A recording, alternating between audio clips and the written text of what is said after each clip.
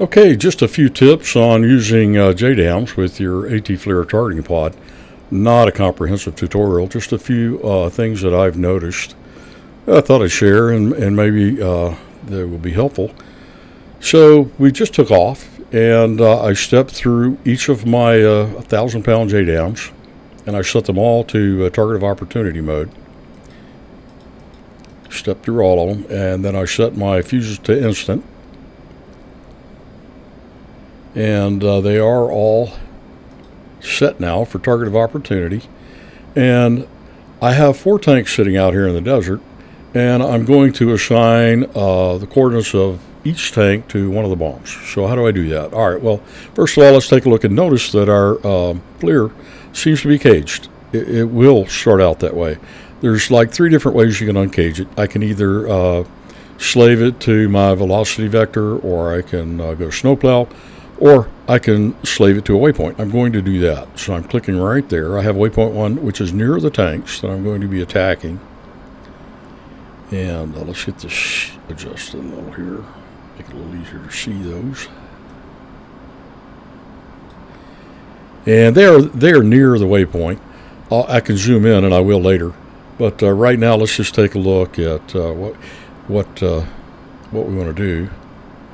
And one of the things I want to comment on here is that I struggled with for a while is if I switch my, and I'm going to, if I switch my SY to my targeting pod and then designate that, that's going to want to try, my targeting pod is just going to start moving. And I don't want it to. I want it to stay right where I've got it. So I can simply go right on my SCS again. It will stay there. And now I can move it with my cursor. And we're going to go ahead and switch to medium. And you can see the tanks now. Those 4 spots right there. And I'm gonna go ahead and zoom in here. And so I can designate. I simply put this over it, and then TDC press once. That designates. That assigns those coordinates to this particular, and I need to turn here. We're going to lose that off. That assigns those coordinates to that weapon that I had selected. And there's something else I discovered about that I'll mention here in a minute. All right, let's head out this way a little bit. Let's come back on that power, get our autopilot back on. And so now I've got that designated, so I'm going to step to my next station, and we're going to designate that one. Going to step to my next, and we're going to designate that one. And we'll step to the last one. I have 4 1,000-pound Jdams. Oh, let's see. Where's that last one? There it is.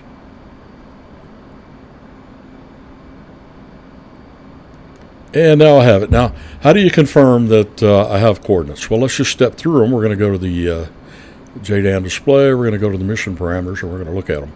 And you can see the coordinates there. The last is .80, and you'll see that change as I step through them. There's 08, 43, 62, and back to 80. So one thing I found out the hard way is that if I set my quantity to all the stations before I program those for coordinates, that they all get the very last coordinates I punch in, and they'll all drop to the same spot. So you don't want to do that. So let's return. We'll go to the quantity. Now I can select, if I want to drop all 4 with one press, I can select all my stations. If these are selected before, like I say, if these are all selected and I'm going back and I try to reprogram them for different coordinates, they're all going to get the very last one I put in. So don't do that. And then we're going to return. And if we want to go to the stores page, we can watch them drop.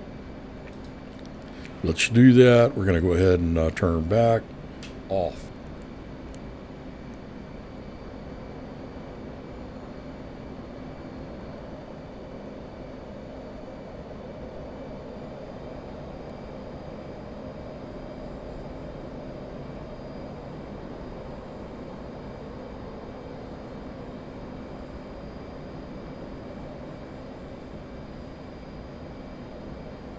We already have them all programmed, so we'll just fly straight over them. Don't really have to. They've got some maneuverability there. Let's go ahead and get that autopilot on. You can see our time to maximum range is counting down, 45, 43. We're speeding up, so the counting is going faster. I'm going to pull my throttle back a little bit. And I'm going to, when I pickle, I'll just hold it down until all 4 bombs are released, and then we'll watch them.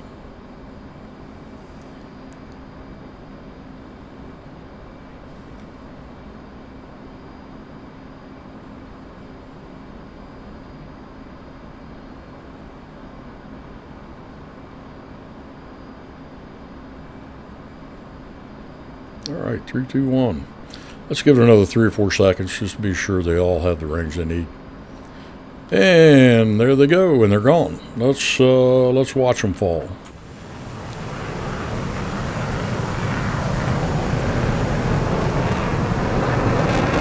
This is the last one, so we should be able to see all 4 of them. Well, I think it's the last one.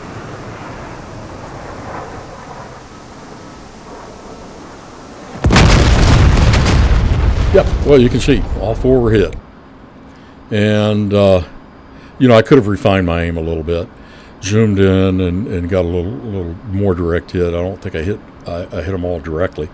Let's see.